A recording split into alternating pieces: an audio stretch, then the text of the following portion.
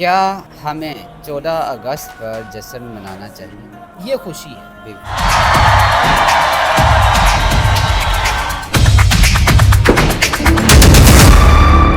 آتش بازی کی جاتی ہے تو ان سے بچنا چاہیے۔ صحیح۔ ہم 14 اگست پر خوشی تو مناتے ہیں، کیا ہم واقعی آزاد ہیں اس کو لے کے؟ اگر ہم دیکھنا چاہیں کہ پاکستان میں ہماری آزادی ہے یہ کتنی بڑی اللہ تعالیٰ کی نعمت ہے، تو موجودہ حالات میں ہمیں غزہ کو دیکھ لینا چاہیے۔ اللہ امت ہو اگر امت حقیقی معنوں میں امت کے تناظر میں دیکھ رہی ہو تو یہود کی ساری طاقت جمع ہو کر امت کی 1% طاقت کبھی مقابلہ نہیں کر سکتی۔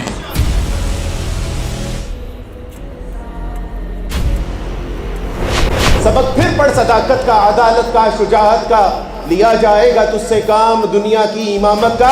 تیرا میرا رشتہ کیا، فلسطین سے رشتہ کیا۔ موجودہ حالات میں ہمیں غزہ کو دیکھ لینا چاہیے۔ کیا پاکستان بننے کی پیشن گوئی رسول اللہ صلی اللہ علیہ وسلم نے کی تھی؟ تو یہ ممکن ہے۔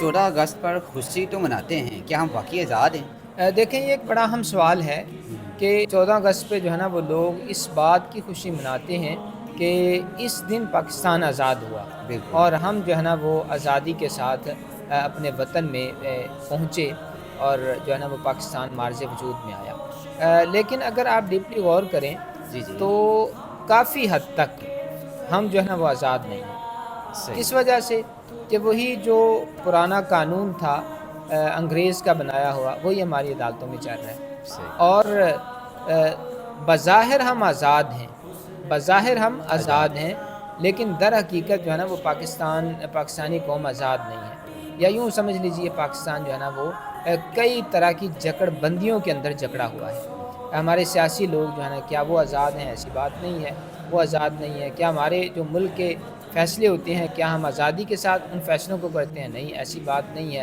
فیصلے کرنے والے کون ہیں، نافذ کرنے والے کون ہیں، اور پاکستان کے اوپر جو ہے نا وہ لوگوں کو مسلط کرنے والے وہ کون ہیں، اور ہمارے جو ہے نا وہ قانون بنانے والے وہ کون ہیں؟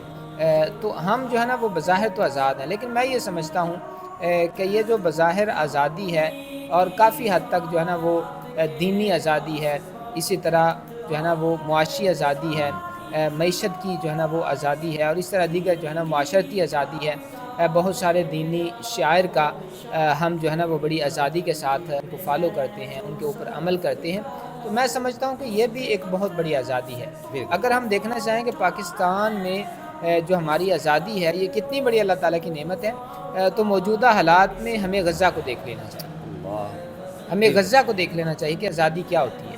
ہمیں جو ہے نا وہ کشمیر کو دیکھ لینا چاہیے، ہمیں برما کو دیکھ لینا چاہیے، اور ہمیں ہندوستان کے مسلمانوں کو دیکھ لینا چاہیے۔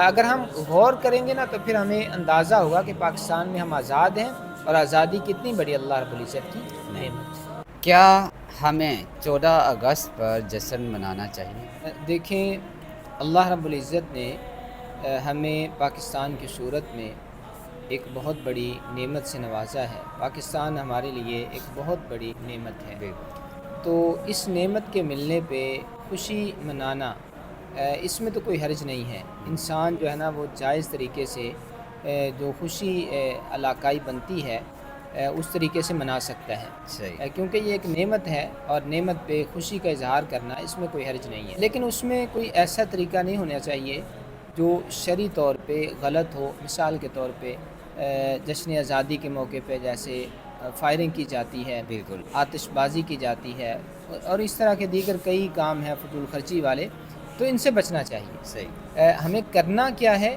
سب سے پہلی بات یہ ہے کہ یہ اللہ تعالیٰ کی نعمت ہے، تو ہمیں اللہ تعالیٰ کا شکریہ ادا کرنا چاہیے۔ اب شکریہ کی صورت کیا ہے؟ اور میں سمجھتا ہوں کہ یہی خوشی ہے، یہی جشن ہے کہ اللہ رب العزت کی اس نعمت پہ اللہ کا شکریہ ادا کیا جائے۔ اب اس کا شکریہ کیا ہے کہ جس مقصد کے لیے پاکستان کو بنایا گیا تھا اس مقصد کو جو ہے نا وہ پورا کرنے کی ہر بندہ اپنی جگہ پہ کوشش کرے، یہ خوشی ہے، بالکل۔ اور یہ جشن کا سب سے بہترین طریقہ ہے۔ اور پاکستان بنانے کا مقصد کیا تھا؟ پاکستان کا مطلب کیا؟